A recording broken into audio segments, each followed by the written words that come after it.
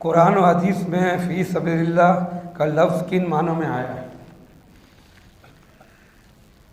فی سبیل اللہ کا جو لفظ ہے ایک جامع معنی لفظ ہے، ایک جامع معنی لفظ ہے۔ فی سبیل اللہ کا لفظ قرآن و حدیث میں جو آیا ہے، کہیں یہ مجاہدین کے لیے آیا ہے، جہاد کے لیے آیا ہے، کہیں یہ لفظ طلباء کے لیے، دین پڑھنے والے اور پڑھانے والوں کے لیے آیا ہے۔ نبی علیہ السلام کا فرمان ہے، جو ہماری مسجد میں دین پڑھنے کے لیے آتا ہے یا پڑھانے کے لیے آتا ہے، سمجھو کہ وہ فی سبیل اللہ میں ہے۔ گویا دین پڑھنے والا، دین پڑھانے والا، یہ بھی فی سبیل اللہ میں ہے۔ اسی طرح حج کے لیے بھی فی سبیل اللہ کا لفظ ہے، حج کے لیے بھی فی سبیل اللہ کا لفظ ہے۔ جو حج کرنے کے لیے گیا ہے وہ بھی فی سبیل اللہ میں، اس کا جانا، اس کا آنا، اس کا سفر، اس کا عمل بھی فی سبیل اللہ میں ہے۔ مسجد میں نماز پڑھنے کے لیے آنا، اس کے لیے تو باقاعدہ امام بخاری جیسے محدث نے باقاعدہ باب قائم کیے ہیں، باب ثواب المشی الی صلاۃ الجمعہ، جمعہ کی نماز کے لیے چل کے جانے کا ثواب کیا ہے، یہ باب قائم کیا۔ اور حدیث کیا لکھی گئی؟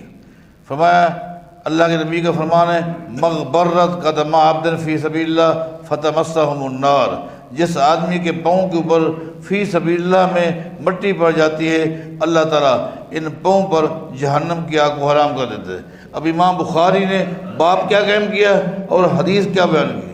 باب کے باب ثواب المشی الی صلاۃ الجمعہ، جمعہ کی نماز کے لیے چل کے جانے کا ثواب۔ حدیث کیا لائی کہ گرد و غبار پاؤں پہ پڑا، اللہ نے جہنم حرام کر دی۔ مانا ایک آدمی گھر سے، دفتر سے، کارخانے سے، کھیت سے، کہیں سے نماز پڑھنے کے لیے مسجد میں آ رہا ہے، یہ بھی فی سبیل اللہ ہے، یہ بھی فی سبیل اللہ کا لفظ۔ تو فی سبیل اللہ کا لفظ جو ایک جامع معنی لفظ ہے۔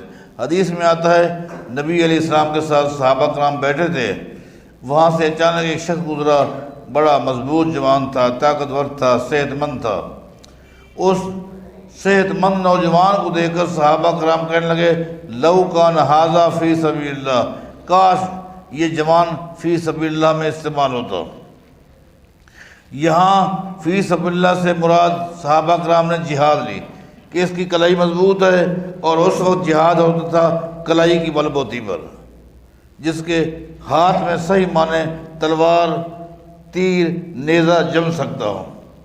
اس لیے کہا لو کان ھذا فی سبیل اللہ، کاش یہ فی سبیل اللہ میں ہوتا۔ نبی علیہ السلام نے سن لیا۔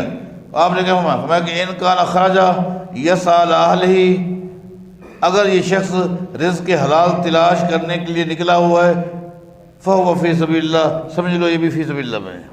لہذا رزق حلال تلاش کرنے کے لیے نکلنا، یہ سفر بھی فی سبیل اللہ میں ہے۔ قرآن و حدیث کی تعلیم حاصل کرنے کے نکلنا، یہ بھی فی سبیل اللہ ہے۔ حج کے لیے جانا، یہ بھی فی سبیل اللہ ہے۔ جہاد کے لیے جانا، یہ بھی فی سبیل اللہ ہے۔ تو میں نے آپ سے کہا، فی سبیل اللہ ایک ایسا جامع معنی لفظ ہے جو مختلف دینی امور کے لیے استعمال ہوا۔